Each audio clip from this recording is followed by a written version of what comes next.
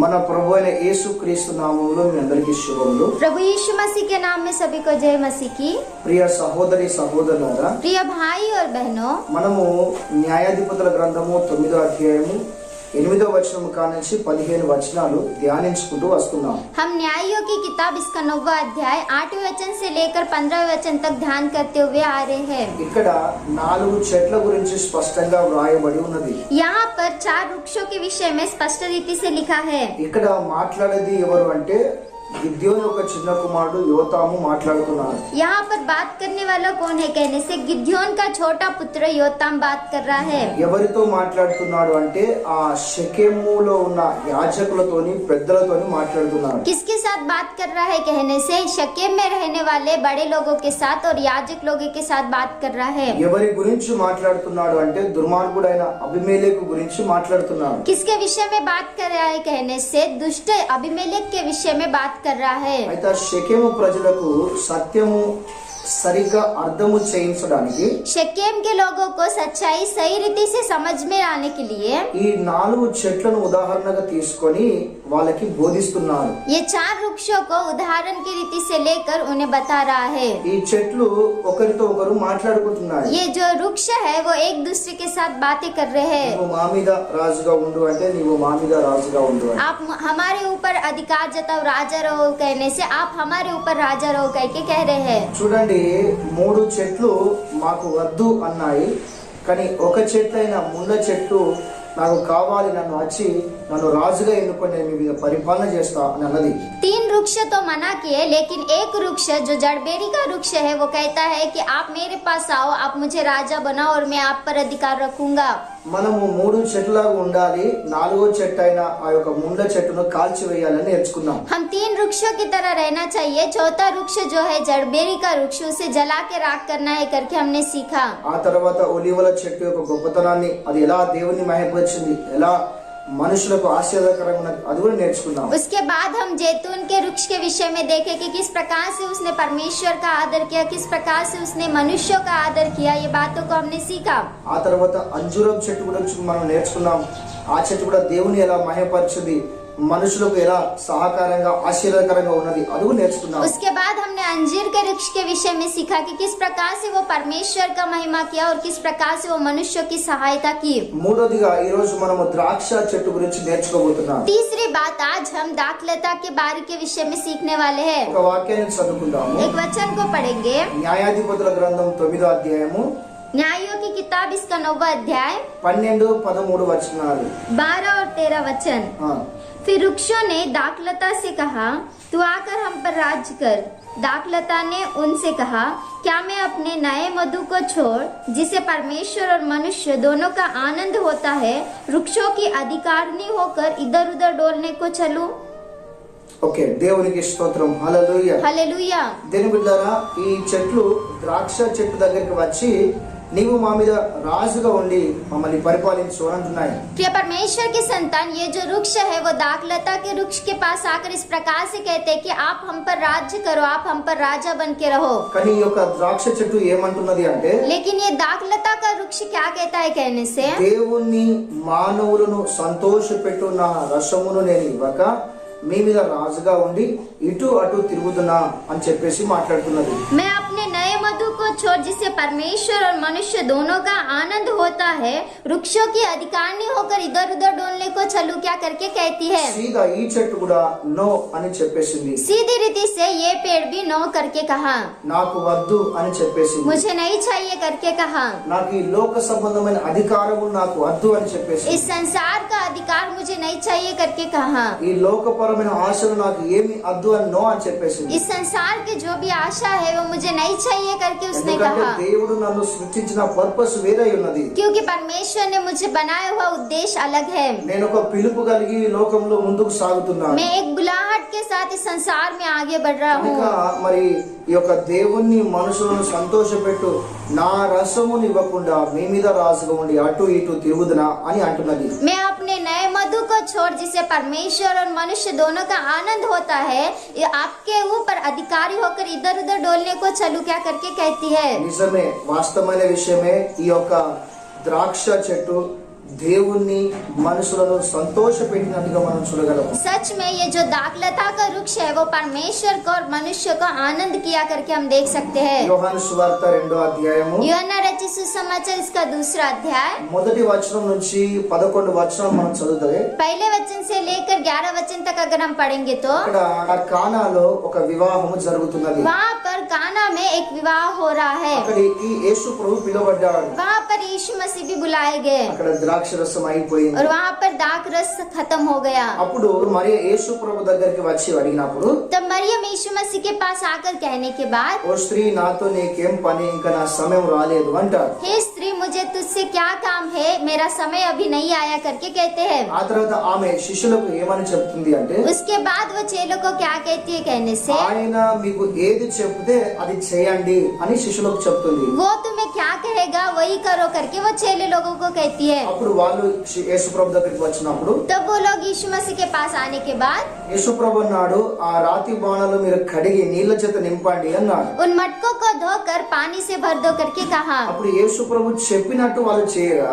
जब यीशु मसीह ने जिस प्रकार से कहा उस प्रकार से करने के बाद నీళ్లు ద్రాక్ష రసంగా మారింది. पानी दाख रस की तरह बदल गया। అప్పుడు త్రాగిన వాళ్ళందరూ అన్నారు, जब उन लोगों ने पिया उन्होंने कहा, మరి ఏ వివాహంలో కూడా ఇంత చక్కటి ద్రాక్ష రసం మేము తాగలేదు అన్నారు. किसी भी विवाह में हमने इतना अच्छा दाख मधु नहीं पिया करके कहा। వాళ్ళు నిజంగా సంతోషపడినట్టుగా రాయబడింది. सच में वो लोग आनंद किया करके लिखा है। అంతేకాకుండా नहीं అక్కడ జరిగిన ఆ కార్యములు చూసిన శిష్యులు యేసు ప్రభువునందు విశ్వాసం ఉంచారు అని రాయబడింది. वहाँ पर उन कार्यों को देखे हुए चेले लोग यीशु मसीह पर विश्वास किया करके हम लिखा गया है। అక్కడ దేవుడు తన మహిమను కనపరిచును అని రాయబడింది. वहाँ पर परमेश्वर ने अपनी महिमा को प्रकट किया करके हम देख सकते हैं। దేవుడు ద్వారా అలా ఈ యొక్క ద్రాక్ష చెట్టు యొక్క రసము, ఈ యొక్క ద్రాక్ష చెట్టు దేవుణ్ణి మహిమపరిచింది, దేవుణ్ణి సంతోషపరిచింది, అదే విధంగా మనుషులను సంతోషపరిచినట్టుగా మనం చూస్తున్నాం. इस प्रकार से दाखलता का वृक्ष जो है वो परमेश्वर की महिमा किया और मनुष्य को आनंदित किया करके हम देख सकते हैं। ఎంతో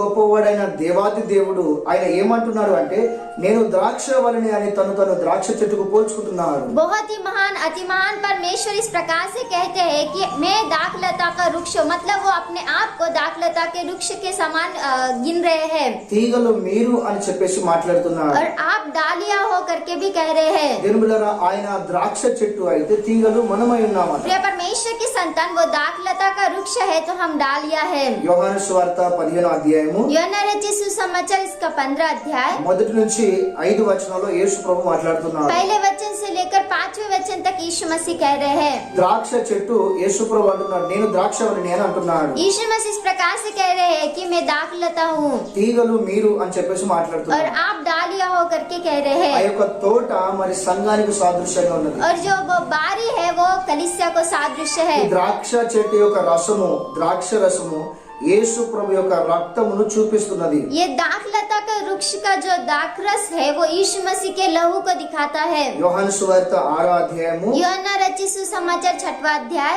50వ వచనం కానుంచి 53వ వచనం రాయబడి ఉంది. 50वें वचन से लेकर 53वें वचन तक लिखा ఈ गया है। ద్రాక్ష చెట్టు యొక్క రసము, ద్రాక్ష రసము యేసు ప్రభు రక్తమును చూపిస్తున్నది. ये दाखलता के वृक्ष का जो रस होता है, दाख रस, वो यीशु मसीह के लहू को दिखाता है। కనుక దేవుని బిడ్డలారా, ఈ ద్రాక్ష చెట్టు మనకు ఏం నేర్పిస్తున్నది, ఇక్కడ మనం ఏం నేర్చుకోవాలి అనేది ఆలోచన చేస్తే, ये दाखलता का वृक्ष हमें क्या सिखाता है, यहाँ पर हमें क्या सोचना है, इसका मतलब अगर हम देखेंगे तो యోహాను సువార్త 15వ అధ్యాయము 8వ వచనంలో यूहन्ना रचित सुसमाचार इसका 15 अध्याय के 8वें वचन में ఈ అధ్యాయములో ఫలము అనే దాని మీద ప్రభు మాట్లాడుకుంటూ వస్తాడు. इस अध्याय में फल के विषय में प्रभु बातें करते हुए आ रहे हैं। అలా మాట్లాడుతూ మీరు బహుగా ఫలించండి, అప్పుడు తండ్రిని దేవుడు మహిమపరచబడతాడు అని చెప్తాడు. इस प्रकार से कहकर यीशु मसीह कहते हैं कि आप बहुत सा फल लाओ, इसके द्वारा परमेश्वर की महिमा होती है करके। నిజంగా ఈ చెట్టు ఏం చూపిస్తున్నదంటే మనము ఫలించాలి. క్రైస్తవులమైన మనము, సంఘస్థులమైన మనము ఒక ఫలభరితమైన జీవితం జీవించాలి అనేది చూపిస్తుంది. ये वृक्ष हमें क्या दिखाता है कहने से हमें फलना है, कलीसिया होने के नाते हमें बहुत सा फल लाना है करके हमें सिखाता है। దేవుడు తన స్వరూపమందు తన పోలిక చొప్పున మనుషులను చేసి మీరు ఫలించి అభివృద్ధి చెందండి అని మాట్లాడాడు. परमेश्वर ने अपने स्वरूप और समानता में मनुष्य को बनाकर इस प्रकार से कहा कि आप फलो। అంతేకాకుండా 2వ యోహాను రాసిన పత్రిక మొదటి అధ్యాయం మొదటి 2 వచనాలు చదివితే उतना ही नहीं, दूसरा यूहन्ना की किताब इसका पहला अध्याय पहले दूसरे वचन को अगर हम पढ़ेंगे तो అక్కడ యోహాను గారు గాయపు రాస్తూ ఇలా మాట్లాడుతున్నాడు, ప్రియుడా నువ్వు అన్ని విషయాల్లో వర్ధిల్లాలి, నువ్వు ఫలించాలి అని చెప్పేసి మాట్లాడుతున్నాడు. वहाँ पर यूहन्ना गयुस को लिखते हुए इस प्रकार से कहते कि प्रिय तू हर बात में फलना है करके, నిజంగా మరి అందులో నాకు సంతోషం ఉన్నది అన్నట్టుగా చెప్తున్నాడు. అక్కడ उसमें मुझे आनंद है करके वो कहते हैं. ప్రతి ఒక్కరు మనము ఆత్మీయంగాని భౌతికంగాని ఫలించాలి. हर एक इंसान आत्मिक रूप से और भौतिक रूप से फल लाना है. అందులో దేవునికి మహిమ ఉన్నట్టుగా వాక్యం సెలవిస్తున్నది. उसी में परमेश्वर की महिमा है करके वचन में लिखा गया है. మరి నిజంగా మనం ఫలిస్తున్నామా? तो क्या सच में हम फल ला रहे हैं क्या? నిజంగా మనం ఫలవర్తమైన జీవితాన్ని జీవిస్తున్నామా? सच में क्या हम फलवंत जीवन के साथ जी रहे हैं क्या? మరి అనేకమైన ఫలాలు లేదా ఆత్మ ఫలాలని మనం సంఘములోకి తీసుకొచ్చే వారముగా ఉన్నామా? या सच में हम आत्मिक फलों को कलीसिया में लाने वाले लोगों की तरह है क्या? ఈ లోకంలో మనం ఎలా నడుచుకుంటున్నాం? इस संसार में हम किस प्रकार से जी అసలు रहे మన हैं? జీవితంలో ఫలము అనేది ఉన్నదా? असलियत में हमारे जीवन में फल है क्या? ఫలించని చెట్టు నరకబడి అగ్నిలో పడవేయబడుతుంది అని లేఖనం సెలవిస్తున్నది. जो पेड़ फल नहीं लाता वो काटा जाएगा और आग में डाला जाएगा करके लिखा है. మనం ఫలించాలి, हमें फल लाना है, ప్రార్థనలో ఫలించాలి, प्रार्थना में फल लाना విశ్వాసంలో है, ఫలించాలి, विश्वास में फल लाना है, భయభక్తుల్లో ఫలించాలి, भय भक्ति में फल लाना ఆత్మీయతలో है, ఫలించాలి, आत्मिकता में फल लाना ప్రేమలో है, ఫలించాలి, प्रेम में फल लाना है, తగ్గింపులో ఫలించాలి, नम्रता में फल लाना है, మంచితనంలో ఫలించాలి. अच्छे गुण में फल लाना है. ఈ యొక్క గళితుల రాసిన పత్రిక 5వ అధ్యాయం 22వ వచనంలో ఉన్న ఆ లక్షణాలు మనలో ఉండాలి. అది క్రియ రూపంగా బయలుపరచబడాలి, మనం ఫలించాలి. गलतियों की किताब इसके 5वें अध्याय के 22वें वचन में जो भी फल है वो फल हमारे अंदर रहना है और क्रिया के रूप में हमें उन फलों को दिखाना है. అలా మనము తండ్రి అయిన దేవుని మహిమపరచగలము. इस प्रकार से हम परमेश्वर की महिमा कर सकते हैं. దేవునికి స్తోత్రం, హల్లెలూయా. हालेलुया. రెండోది మనం ఆలోచన చేస్తే दूसरी बात को अगर हम विचार करेंगे तो యోహాను సువార్త 15వ అధ్యాయం 5వ వచనంలో यूहन्ना रचित सुसमाचार 15 अध्याय के 5वें वचन में మీరు నాకు వేరుగా ఉండి ఫలించలేరు, నాకు వేరుగా ఉండి మీరు ఏం చేయలేరు అని యేసు మాట్లాడతారు. आप मुझसे अलग रहकर कुछ भी नहीं कर पाओगे, नहीं फल पाओगे करके यीशु मसीह कहते हैं. అనగా ఇక్కడ నేర్చుకోవాల్సిన విషయం ఏమిటి అంటే यानी कि यहाँ पर हम सीखने वाली बात क्या है ఈ कहने से, ద్రాక్ష చెట్టు బహుగా ఫలిస్తుంది. అది ये दाखलता का वृक्ष जो है वो बहुत ही फलता है. ఉదాహరణకి నేను ద్రాక్షవల్లిని అన్నాడు, यीशु मसीह ने उदाहरण में मैं दाखलता का वृक्ष होकर के మీరు कहा, తీగలు అన్నాడు. आप डालिया होकर के అనగా कहा. ఈ ద్రాక్షవల్లికి తీగలు ఎలా అయితే ఇలా అంటుకట్టబడి ఇలా మరి అంటుకట్టబడి ఇలా చుట్టుకొని ఉంటాయో, जिस प्रकार से दाखलता के वृक्ष को डालिया एक दूसरे के साथ जुड़ के रहते हैं, ఏమిటారా మరి ఇవి అలా ఉంటేనే మరి ఫలిస్తుంది ఇది प्रिय బాగా. परमेश्वर की संतान उस प्रकार से ये रहेंगे तो भी फल लाएंगे. కనుక అలా ఎట్లయితే ఉండి అవి ఫలిస్తాయో మరి నాకు మీరు వేరుగా ఉండి ఫలించలేరు. కనుక మీరు ఫలించాలంటే నాకు అంటు కట్టబడి ఉండాలి అనే విషయాన్ని అక్కడ మాట్లాడుతున్నాను. जिस प्रकार से वो एक दूसरे के साथ जुड़कर रहते हैं तभी फल लाते, उसी प्रकार से आप मुझसे अलग रहोगे तो फल नहीं लाओगे, लेकिन आप मेरे साथ जुड़ के रहोगे तो फल लाओगे करके कहते हैं. అనగా ఇది దేన్ని చూపిస్తున్నది? यानी कि ये क्या दिखाता है? మొదటి కొరింథీయులకు రాసిన పత్రిక 1వ అధ్యాయం 9వ వచనం. पहला कुरिन्थी की किताब पहला अध्याय इसका 9वां वचन. మరి తండ్రి అయిన దేవుడు మరి యేసు ప్రభుతో సహవాసము చేయడానికి మనల్ని పిలిచి ఉన్నాడని రాయబడింది. परमेश्वर ने यीशु मसीह के साथ संगति करने के लिए हमें बुलाया है करके लिखा है. ఆయనతో నడవడానికి ఆయన మనల్ని పిలిచాడు, उसके साथ चलने के लिए वो हमें बुलाए हैं, మరి ఆయనలో ఉండడానికి మనల్ని పిలిచాడు, उनके अंदर रहने के लिए वो हमें बुलाए हैं, ఆయనతో సహవాసం చేయడానికి ఆయన పిలిచాడు. उनके साथ संगति करने के लिए वो हमें बुलाए हैं. దేవుని బిడ్డలారా, ఆయనతో మనం అంటు కట్టబడి ఉన్నప్పుడు లేదా ఆయనతో నడిచినప్పుడు లేదా ఆయనతో సహవాసం మనం చేసినప్పుడు మన జీవితాలు ఫలిస్తాయి లేదా ఆశీర్వదించబడతాయి అన్న విషయాన్ని ఇక్కడ గమనించాలి. प्रिय परमेश्वर की संतान, जब हम उनके साथ जुड़ के रहेंगे या हम उनके साथ संगति करेंगे तब हमारे जीवन फलवंत होंगे, आशीषित होंगे करके हम देख सकते हैं. నాకు వేరుగా ఉండి మీరు ఏమి చేయలేరు అన్నాడు ఆయన. आप मुझसे अलग रहकर कुछ भी नहीं कर पाओगे करके कहा. కనుక రెండోది మనం నేర్చుకునే విషయం ఏంటిదంటే సహవాసము కలిగి ఉండాలి. दूसरी बात हम यहाँ पर क्या सीख सकते हैं कहने से, संगति के साथ रहना. ప్రార్థన చేయడం ద్వారా కావచ్చు, వాక్యము చదవడం ద్వారా కావచ్చు, లేదా ఆరాధించడం ద్వారా ఆయన జ్ఞాపకం చేసుకోవడం ద్వారా కావచ్చు, మనము దేవునితో గడపడము లేదా ఆయనతో సావాసం చేయడము ఇది మనకు ఎంతో ఆశీర్వాదకరమైనది. प्रार्थना करना, बाइबल पढ़ना या फिर आराधना करना, परमेश्वर के विषय में सोचते रहना, इन सारे बातों के साथ परमेश्वर के साथ समय बिताना, इन बातों के द्वारा हम परमेश्वर में फलवंत हो सकते हैं. కనుక సావాసము కలిగి జీవించాలి అని ఈ ద్రాక్ష చెట్టు మనం నేర్పిస్తున్నది. इसीलिए संगति के साथ हमें जीना चाहिए करके ये दाखलता का वृक्ष हमें सिखाता है. మూడో విషయం ఏం నేర్పిస్తుంది అంటే, तीसरी बात हमें क्या सिखाता है कहने से, నిజంగా దేవాది దేవుడు పాపులమైన మన కొరకు పరలోకాన్ని విడిచి లోకానికి వచ్చి ఒక్క బొట్టు చుక్క లేకుండా తన స్వరక్తమును కార్చాడు. सच में परमेश्वर ने पापी होने के नाते हमारे लिए स्वर्ग को छोड़कर इस दुनिया में आकर एक बूंद लहू नहीं बचते हुए उसने हमारे लिए पूरे लहू को बहाया. దేవుడారా ఒక్క బొట్టు చుక్క లేకుండా రక్తమును కార్చాడు. प्रिय परमेश्वर की संतान, एक बूंद लहू नहीं बचते हुए उन्होंने पूरा लहू को बहाया. మన పాపముల చేత మన అపరాధముల చేత మనం చచ్చిన స్థితిలో ఉండగా, हम पाप और श्राप के अपराधों में जब मरे हुए स्थिति में थे, దూరమైన దేవునికి దూరమైన మన అందరినీ परमेश्वर से दूर हुए हम सभी लोगों के लिए తన రక్తము ద్వారా తిరిగి తండ్రి యొద్దకు ఆయన మనల్ని తీసుకొని వచ్చాడు. अपने लहू के द्वारा फिर से उसने पिता के पास हमें पहुंचाया है. దేవుడారా మన అందరినీ మన పాపాలకు ప్రాయశ్చిత్తము కలుగజేయడానికి ఆయన తన పరిశుద్ధమైన రక్తమును కార్చాడు. प्रिय परमेश्वर की संतान, हम सभी लोगों के प्रायश्चित के लिए उन्होंने अपने सारे लहू को बहा दिया. హెబ్రీయుల రాసిన పత్రిక 9వ అధ్యాయం 22వ వచనంలో, इब्रानियों की किताब 9वां अध्याय 22वें वचन में, రక్తము చిందించకుండా పాప క్షమాపణ కలగది అని చెప్పాడు. बिना लहू के द्वारा पापों की क्षमा नहीं है करके कहा है. అందుకే ఆయన పరిశుద్ధమైన రక్తాన్ని కార్చాడు. इसीलिए उन्होंने अपने पवित्र लहू को बहाया. మొదటి కొరింథీయులకు రాసిన పత్రిక 6వ అధ్యాయం 19-20 వచనంలో, पहला कुरिन्थी 6वां अध्याय 19 और 20वें वचन में, పాపము శాపం అనే బంధకాల్లో మన అందరినీ पाप और श्राप के बंधन में रहने वाले हम सभी लोगों లేదా के लिए సాతాను చేతిలో పట్టబడి బానిసలుగా బందీల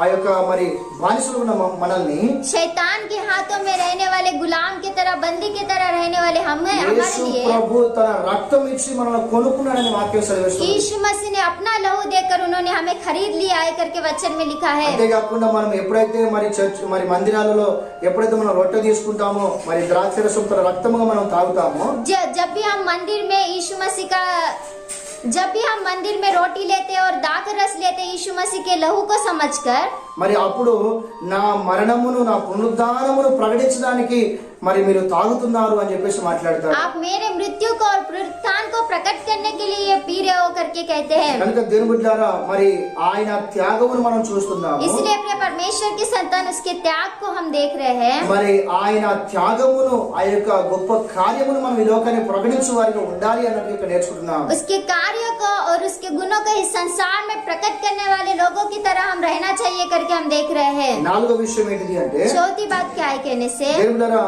128వ కీర్తన भजन संहिता 128 3వ వచనము तीसरा वचन, ఇక్కడ ఏం రాయబడింది అంటే, यहाँ पर क्या लिखा है कहने से, దేవుని బిడ్డలారా మనము మన కుటుంబాలు లేదా మన పిల్లలు ద్రాక్ష వల్లి వలె ఉండాలి అని రాయబడింది. प्रिय परमेश्वर की संतान, हम हमारा परिवार हमारे बच्चे लोग दाखरसा के वृक्ष की तरह रहना चाहिए करके लिखा है. చూడండి, నీళ్లు ద్రాక్ష రసంగా మారినాయి. देखिए पानी द्राक्षरस की तरह बदल అది गया ప్రజలందరికీ ఎంతో రుచిని అనుగ్రహించింది. और वो सारे लोगों के लिए एक मधु को उसने दिया. అలాగే మనము కూడా మన జీవితాన్ని మార్చుకొని మరి మనము మన జీవితాన్ని మలుపు తిప్పుకొని ఈ లోకానికి గొప్ప రుచిని మరి గొప్ప మరి మాధుర్యాన్ని చూపించేలాగా మనం ఈ లోకంలో బ్రతకాలి. प्रिय परमेश्वर की संतान, हमें भी हमारे जीवनों को बदल कर, हम बदलावट को लाकर इस संसार के लिए हमें एक अच्छा स्वाद या फिर मधुपन, मीठापन इस संसार में देना है करके हम देख सकते हैं. ఈ లోకంలో దేవుని ప్రేమ యొక్క రుచిని మనం చూపించే వారమై इस ఉండాలి. संसार में परमेश्वर के प्रेम को या फिर मधुपन, मीठेपन को इस संसार में देना चाहिए. నిన్ను చూసినప్పుడు మరి ఎలాంటి చేదు అనే కనకబడకూడదు. నీలో ఒక రుచి, మాధుర్యం లేదా దేవుని ప్రేమ ప్రజలకు ప్రత్యక్షపరచబడాలి. నీలో అలా కనిపించాలి. आपको देखने के बाद लोगों को कड़वाहट नहीं दिखना चाहिए, लेकिन आपके अंदर एक मीठेपन को, मधुपन को लोग देखना चाहिए करके हम देख దేవుని सकते हैं. ప్రేమను మనం కనుపరిచే వరము ఈ లోకంలో జీవించాలి. परमेश्वर के प्रेम को दिखाने वाले इस संसार में हम रहना కనుక चाहिए. ఈ ద్రాక్ష చెట్టు ద్వారా మనం ఈ 4 విషయాలు మనం నేర్చుకుంటున్నాం. इसीलिए इस दाखरस के वृक्ष के द्वारा हम 4 बातों को देख रहे हैं. మొట్టమొదటిగా మనం ఫలభరితమైన జీవితం జీవించాలి. सबसे पहली बात, हमें फलवंत जीवन जीना है. రెండోది మనం దేవునితో సహవాసం కలిగి జీవించాలి. दूसरी बात, हमें परमेश्वर के साथ संगति के साथ जीना है. మూడోది దేవుని బిడ్డలారా, ఆయన త్యాగాన్ని లేదా ఆయన ఆయన యొక్క సువార్తను ప్రకటించే వారముగా, ఆయన త్యాగాన్ని ప్రకటించే వారముగా ఉండాలి. तीसरी बात, उसके त्याग को या फिर सुसमाचार को प्रचार करने वाले लोगों की तरह हम रहना है. నాలుగోది దేవుని ప్రేమను మరి వ్యక్తపరిచే వారముగా, ఆ దేవుని ప్రేమ అనే రుచిని లోకానికి చూపించే వారము మనము ఈ లోకంలో ఉండాలి. चौथी बात, परमेश्वर के प्रेम को प्रकट करने वाले या फिर परमेश्वर के प्रेम के मीठेपन को इस संसार में दिखाने वाले लोगों की तरह हम रहना है. ఇలా ఈ యొక్క ద్రాక్ష చెట్టు దేవుణ్ణి మానవులను సంతోషపెట్టినట్టుగా కనబడుతున్నది. इस प्रकार से ये दाखलता का वृक्ष जो है वो परमेश्वर को और मनुष्य को आनंदित किया करके हम देख सकते हैं. నేను ఈ దర్శనమును, ఈ పిలుపును, ఈ పనిని విడిచిపెట్టి मैं इस दर्शन को, इस काम को छोड़कर నీ మీద రాజుగా ఉండి అటు ఇటు తిరుగుదనా అని అంటున్నది. आपके ऊपर राजा बनकर इधर उधर घूमू क्या करके कह रहा నో है, అని చెప్పేసింది. मना कर रहा है. ఈ సందేశాన్ని వింటున్న ప్రియ సహోదరి సహోదరులారా, इस संदेश को सुनने वाले प्रिय भाई और बहनों, మన జీవితాలు ఏ విధంగా ఉన్నాయి हमारे जीवन किस प्रकार से है, ఒకసారి ఆలోచన చేయాలి. एक बार विचार कीजिए. దేవుడి ఈ మాటలు దీవించును గాక. परमेश्वर इन बातों को आशीष दे. Amen. Amen. Praise the lord. Praise Lord.